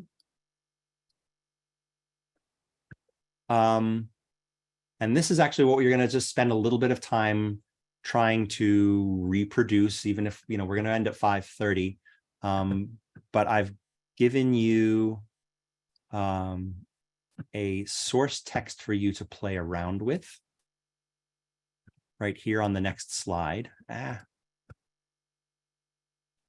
I'm going to get you guys to get into breakout groups. And what I want you to start off with first is determining, you can actually make a copy of this source text. All right. So you're going to go into Google Drive or into Google Docs. You're going to open up the source text. You are going to make a copy as a group. And then you can start deciding what your pool of words here is. Word pool down below. Okay. You can underline it up here and then just start adding the words down below. Try to break it down into what we call keyness, which is let's pick, a couple of words that without those words, you cannot understand what this article is about. Let's also just pick a few instances of multi-word units. Those can be phrases like on the other hand, or they can be adjective noun pairs or verb direct object pairs. Just try to come up with a couple of instances that you can observe.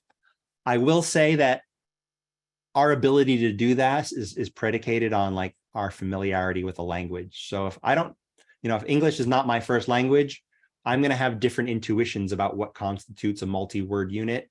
So the point is that if you feel a little funny about it, that's okay. Just try to think about it. And then for frequency, I got to just show you real quick how to do this. All right. So what you do is you copy this.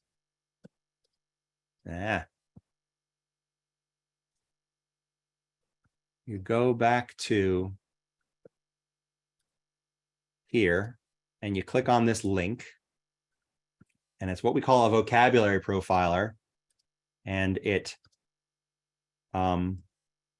profiles vocabulary according to frequency. We got the academic word list. We got the middle school subject word list here. You hit submit window. The most frequent words in the English language, therefore I would say the ones that are very useful, are blue. The green ones are also really, really useful. And so what I would do is I would pick a couple of the yellow and a couple of the green and a couple of the blue I would add those to my pile of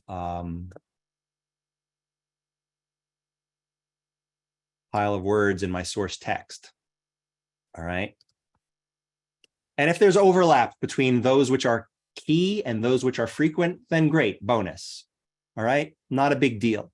But just try to line up a couple of those parameters and create a vocabulary pool first with your copy of the document, and then start using these templates. Just plug and chug real quick.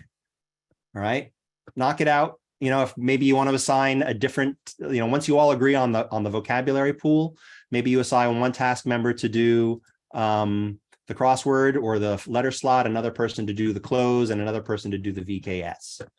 Okay. Many hands make light work, and we'll see where we get in a little bit of time. So let me open up the breakout rooms again. I am going to call you back at 5:25.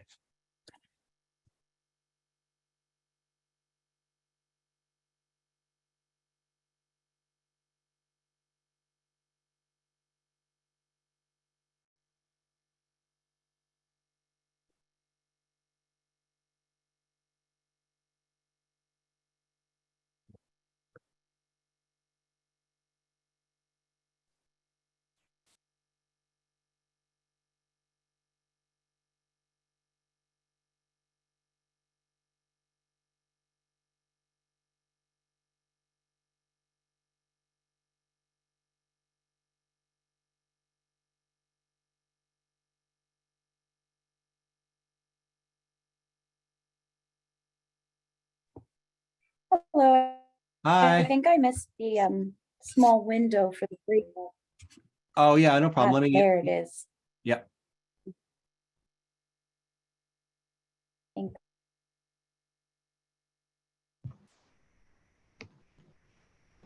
Yeah, me too. I don't see a button for the breakout room. Yeah, no problem. I'm just making that happen. I see there are a couple of folks who here we go. All right, everybody should be good.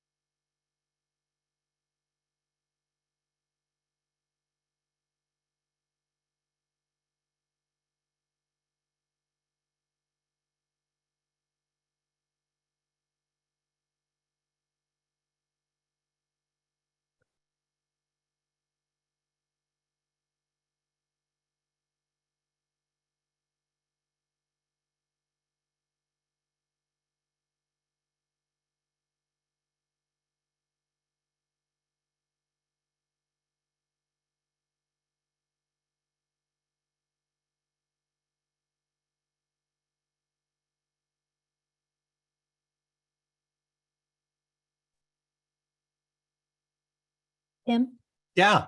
what was the name of the website that Oh, helps hi. identify? How you doing? How Good, good. I hi, was just looking for him. Like, which room did Oh. you go in? But now I know I'm back. you're here. Yeah. So actually that link that I provided was the one for high frequency words, and it's on, you can get to it through this page where it says your turn. Okay. Oh, okay. And there's the word frequency is highlighted as a link. and it's called Lex Tutor. Lex Tutor. Okay, thank you. And I like the classic is the easiest one to work with today. But certainly if you want to nerd out, you can use the complete one. But Okay, right. thank you. Yep.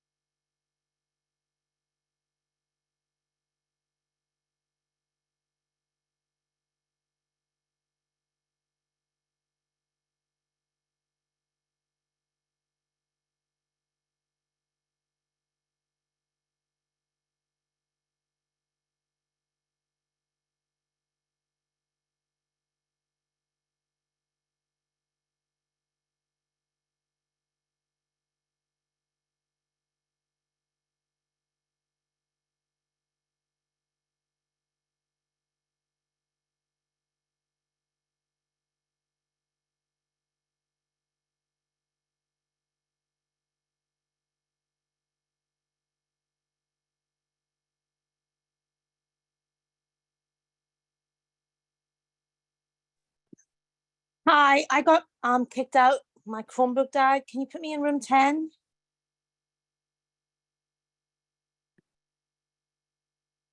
You're muted. Okay, got it. Yep, you should be good.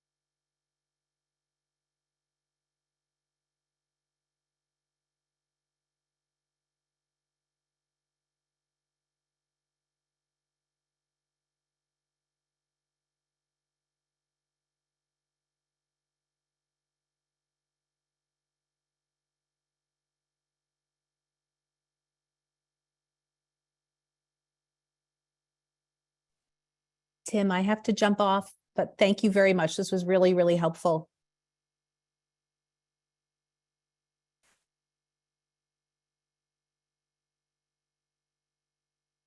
You'll see in the last slide, there's a link to the PD. Okay, I'm going to try to do registration. that before I go. Okay, thanks again. All Yeah, right, my pleasure. thanks. Good to see Have you. a good summer. Take care.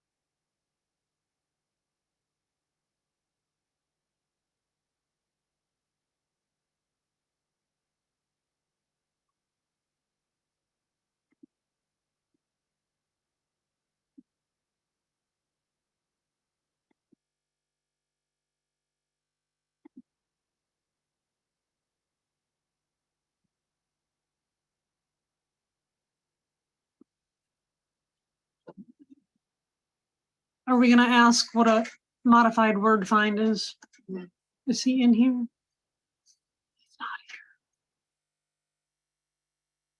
We are gonna find out what a word modified. So a modified word find is one where the definition is used is the clue.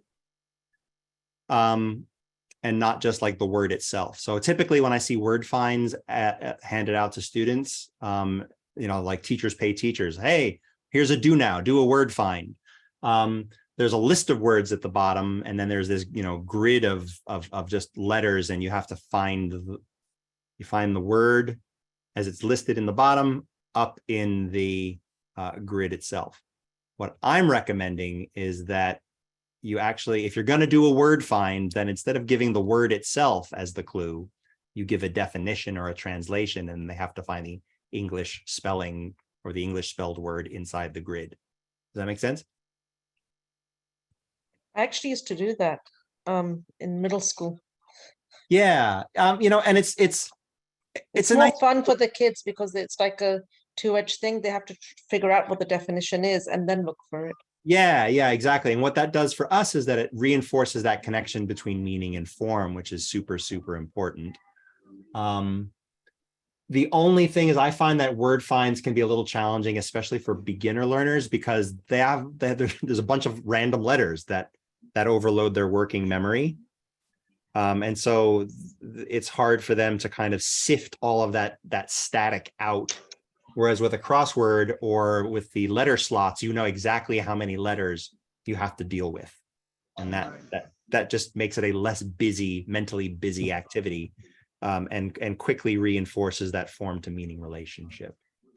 So there, check. All right. So what I want to do is just to wrap. I just want to wrap things up before I take any questions from you all. I just want to talk about some of the advantages of this little approach. Number one, as I've observed my learners need physical artifacts that they can use to study later. So when they're finished with this worksheet, I tell them to put it in their yellow folder so that they can review it later. Because if you don't, I think one of the challenges of doing everything digitally is that they don't have that thing in that folder, which they might lose anyway. But they don't have that physical artifact that can make for easy study later. And I'm always thinking about how I can set up easy study later. So worksheets like this make that happen. The fact that things are happening in a scaffolded sequence creates repeated experiences along that 24/4 kind of guideline that I'm thinking about. This is an opportunity for injecting a counterbalance of focus on form with focus on meaning. The regular content has that focus on meaning experience with the original text. But what we want to do is create an opportunity and a situation where there's permission to talk about our understanding of form-meaning relationships. And that's what these focus on form activities do. We always want to make sure that they are linked to the content lesson itself. They are socially mediated, so learners are getting used to using each other as resources for learning and discovery of language in a safe space. Like these activities are the time and place where you're allowed to correct each other, but let's not do it during like a regular open forum. This allows for us as ESL teachers to produce learning experiences across the curriculum, beyond just us being present for the language arts segment of the day where we are regularly scheduled. So yeah, we're never regularly scheduled for the science class, but I could just say, hey, give me your science textbook and let me create 4 activities for you this week that are linked. And that takes care of a little bit of science. And then I just reuse it next year and I build another chapter the year after that, right? So I kind of see this as a multi-year process for me, where I hope the district doesn't change the curriculum in the meanwhile. Each year I build a little bit more. And as long as I'm deliberate about it, and I'm deliberate about making sure that that diet of 25 words per week is somewhere in the learner's experience across the curriculum, I'm doing okay, and I'm serving my learners. And then, curricular review, like this isn't just about language. because we are building exercises that are linked to curricular concepts and the learners are dealing with these in content classrooms, they're also reviewing content at the same time as they are reviewing, they're discovering language. So I hope this kind of 4-step process is helpful for you. As I say, it's a long-term, it's a marathon. So start building your resources bit by bit now, according to this framework. And, you know, by the end of the year, you've got something. And at the end of 2 years, you have even more. I'm going to do 2 things. I'm going to open this up for questions. If you could put your questions in the chat. And then also, if you're ready to head out, the final slide has a link to a way to register for our office to send you the PD certificate and give us a little bit of feedback on our workshop. So that's that. And I'd be happy to check out the chat for any questions. Oh, let me share a quick, I wonder if I have a time to share a quick link for you. Maybe I don't. No, I don't. For those of you who have an interest, a long-term interest in developing your vocabulary teaching skill sets, this is totally my jam. So you feel free to email me and I will hook you up with more resources than you could possibly deal with. I'm so enthusiastic.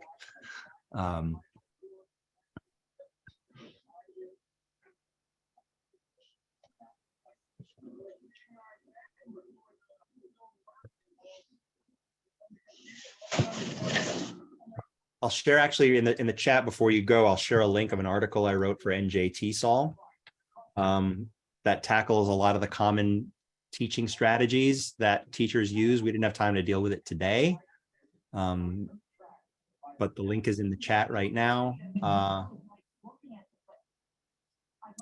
Susanna, good question. Can you please explain exactly an ESL teacher has to do when she does pull in?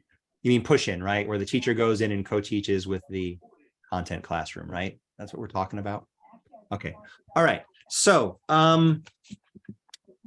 there's a lot that's supposed to happen, and a lot that's supposed to is really contingent on the relationship that the ESL teacher has with the content teacher. In the days where I actually, for whatever reason, haven't had the opportunity to co-plan with my content teacher, like Mr. Gonzalez, for example, I'll walk in the class and I'll be like, what are you doing? Oh, they're filling out a worksheet, they're writing X, Y, and Z, and I will basically be wandering around as a second teacher, providing feedback that aligns with whatever the content goals are for the day, right? So I am basically a second content teacher, but because I'm working with multilingual learners, I'm saying, I don't care. Go ahead and write your answer in Spanish. You're like, just tell me what the colonialists did. Just write it down in Spanish. Okay, you got it down in Spanish. Now, could you please work with your partner and give me that same answer in English, right? And I go along and I give them like a little extra like language nudge. Or for the students who wrote something in English, I give them feedback. I'm like, oh, good job, Sanduri, for writing this in English. So let me underline a couple places where I want you to just do some editing, right? And I prompt a little bit of language editing for the thing that the learner wrote. I also provide, like, I'll be like, they say, teacher, what does this word mean? And I direct them to the dictionary. And so it's a lot of incidental stuff, but I'm always giving a little bit of a language twist, like redirecting them to have a language related episode moment. When I actually have an opportunity to co-plan, that's when I'm actually working with the content teacher in advance of the lesson to say, okay, let's nail down some language objectives so that when I come in, not only is your content lesson, helping the kids understand the colonialists, but they're also drafting a quick paragraph or a quick statement that explains the tensions that were present in colonial times. Right. And that we have a language expectation that's somehow extended, or that they're going to come out of it knowing 5 words that are out of this content lesson. So I'm setting up language objectives that both the content teacher and I are mutually working on. So not only is he teaching the content, but he's also helping me creating those language related episodes too. Right. So really the language objectives in a way are empowering the content teacher to include and support those language related episodes in his content lesson. And if I don't have the time for those, that sort of pre-planning and language objective writing, then I'm just doing it on the fly. And that's basically how I kind of see my day. I'm going to put the link again in the chat for the slides.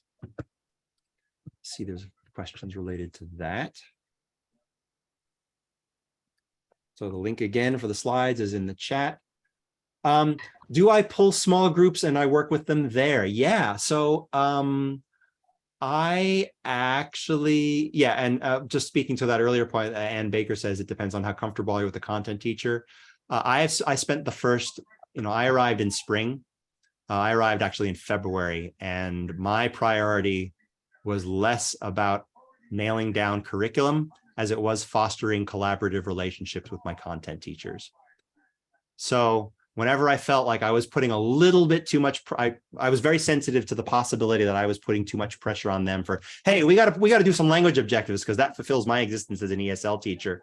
If I didn't feel like there was space to do that in the relationship on that day, I didn't push for it. I would rather that they saw me as a helpful partner that was helping them achieve their missions, because in a lot of respects, the 3 teachers I'm working with, this was their first time teaching in this particular configuration. So they were really figuring things out. And I wanted them to have that space that they could be about them without me imposing my agenda. I'm going to be doing more of my agenda this coming year because we have a good working relationship together. They trust me that I can follow along. I'm confident in my skills to invent things on the fly. But I promise you, we're going to have our first PLC, and I'm going to say, okay, guys, like we had a dry run through in the spring. This is what I need to have moving forward. Can you just, even if you don't know what you're doing tomorrow, can you let me know what you're doing this week? And I will go and figure out what's going on in the chapter, and I'll develop some resources for you. You can expect that from me. You can expect a close activity from me for chapter 5 of the science book this week. Okay, but you just got to let me know in advance. And I will also say, look, and I would like us to get in the habit of starting to build language objectives into your content lesson plans, because our supervisors are going to look at us and we need to cover our asses for it to be there. And it's also good for the students. So I'll be asserting myself this year, and that's kind of how I'm approaching my relationship with. They're really great teachers, and I recognize where they are in their process, as this is the first year teaching that curriculum. This is the first year since the school got redistricted and we're actually working together as a unit, right? There's a lot of new things. Susanna asks about push in versus pull out. I am one of those fortunate ESL teachers, knock on wood, that has his own classroom.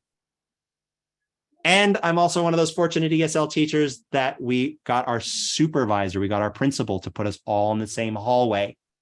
So I can pull kids out, small group, walk 2 doors down, and those kids are in my classroom in a group of 4, 6, or 8. Some days I'm taking the we to 4s. Some days I'm taking the we to 1s. Some days I'm taking the we to 2s and 3s. Depending upon what we're figuring out for the day, I've got that space. There are other days where I stay in the classroom the entire time because the vibe is right, the activity is right. The teacher, the content teacher, tells me that the kids have been able to either follow along, or this is the introduction to the topic and the whole class has to be there. And so I try to stay in the classroom, and I'll make decisions on a daily basis, whether we're pushing in, pulling out, whether I'm pulling off to the side and doing a small group. Because if they're already working in small group activities, he'll have them grouped up by language ability anyway, or whatever criteria. And then I can just go work with that small group based on his lesson plan, and it's already set up for me. So those are the decisions I make in pull-outs in that scenario. Yesterday's Google form. Yes, let me look for that real quick. Yesterday's Google form. Where is it? That was August 7th. Let's see. So Shipla, I'll copy this and send it to you. All right. Where are you, Shipla? There you are. All right, there it is. That was yesterday's Google form. So Anne, I work in the Trenton Public School District. Interesting sort of chain of events. If any of you happen to know me, I've been working for the College of New Jersey for a very long time, for close to 20 years, and I've been almost exclusively as a teacher trainer. So I have been doing the teacher training work for a really long time. And I was down at University of Pennsylvania for 3 years as one of the faculty down there, and my contract ended. And then I was up at SUNY New Paltz doing this exact same thing. And I just got tired of chasing like full-time contracts in higher ed, because not only are they hard to get, but B, they pay less and less and less than public education does. And I'm like, you know what? I'm getting tired of this beat. After a tenure track professor job at SUNY New Paltz, running the program was going to pay me $52,000 a year. I'm like, you know what? This is stupid. I can go into public education and do what I've been training teachers to actually do. So I called up a former student of mine who works in Trenton, and I said, do you think you can get me a job as a teacher in ESL? Because I know you need ESL teachers. And I'm only 40 minutes up the road. And I was able to get a job as an ESL teacher starting in March. And it has been wonderful, absolutely wonderful. Okay, let me, so yeah, that's kind of how I got it. That's how I got to where I am. So I plan on actually staying in K-12. And yeah, let me real quick. I'm going to toggle the form real quick for yesterday. Okay, you should be able to get responses in now for that. So yeah, that's kind of how I'm in K-12, and I've done enough field practice. I've been supervising ESL teachers from the College of New Jersey coming out of that program for 20 years. I've been the field practice supervisor. So I go into schools and I watch them in action, and I've kind of taken notes for myself for like what age group I like to work with. I don't like to work with anything younger than 4th grade. 4th grade is pushing it because I have a hard time. I have my teacher hat on, and there are things like I feel like I need to accomplish, and little kids work on a different timeline. Like little kids have a hard time understanding, like you got to catch the bus to go to school. Like you got to be out the door at 8:40 to catch that bus. I get really anxious around that kind of stuff. But little kids want to look at butterflies and who cares what time it is? And I struggle with that tension. So I need just a little bit more maturity. And I've found that 4th through 6th grade is a really great age where they're able to start taking control of their own learning. They've got that metacognitive development a little bit. They are still super enthusiastic about school and learning and seeing their friends. They haven't been beaten down by the system yet. Because when you get to high school, not only are they moody teenagers, but they've also kind of perhaps had long negative experiences with school, and you have to work against that. And that's hard. And they also have other pressures like real life. A lot of kids in high school are like working, to support their families, and you have to deal with those tensions too. And so I kind of felt like the grades 4 through 6 was an awesome place to be for how I want to feel when I'm working with students. All right. Any other questions I can help with?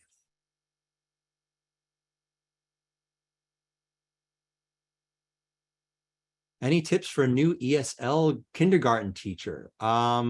Yeah, so for kindergarten, so the principles are the same, but the way we see it in action has to be different. And one of the major reasons is because you can't presuppose literacy. So I think the important thing to remember as a kindergarten teacher is that you do have to have lots of focus on meaning experiences, which you're going to have in kindergarten anyway, as you are with any grade. But the focus on form experiences have to, they have to kind of be more, the word we use is embodied. Like, you don't just know the definition of a lion, you act out what a lion is when you see the printed word lion, right? The kids have to live the meanings of the words. They have to, you have to see the word sad. They have to know how to say the word sad. They have to recognize the phonics patterns of s and at and d, right? But then they also have to put on their sad face, and they have to run up to the board with the pointer and point to the sad sad face to show how they're feeling today, right? So point is, you can't presuppose literacy. And so what you have to do is you kind of have to have them embody the meanings, right? And another thing that I really recommend with kindergarten teachers is you're going to be doing a lot of like reading stories to the kids. And you're going to be doing what they call interactive read alouds, which should be happening all the way up through 3rd grade, 4th grade as well. Just make sure that the kids can see the text that you're reading, that they can actually see the words. So try to read underneath like an overhead where they can follow along your finger or your pencil, right? Or sometimes, you can do it with a cursor, right? And so you're doing your interactive read aloud, maybe on a projector screen. They can follow the cursor, or they can follow your finger and see the pictures as well as the text, right? And you're pointing out correspondences. Can you show me where the lion is on the page, right? And you have a child run up to the board and point to the lion that's actually projected onto the board. And then you say, okay, can I have another learner come up to the page next to Sammy and show Sammy where the printed word for lion is? He just showed us the picture. Where's the printed word? Okay, everybody, what's the first sound and what word are we looking for? What's the first sound? La, la, la, la, la. What letter on the page, is going to show us that maybe it's the word lion, and you kind of have them interactively experiencing the text and the print, right? But just make sure that print and picture and embodied experience are all closely working with one another in your lessons. Thank you. That was very helpful. Yep.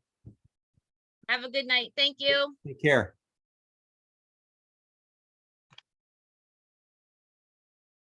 And what advice for a new middle school ESL teacher with beginner level ESL students with little or no English? That's a really great question, because that's exactly where I am right now.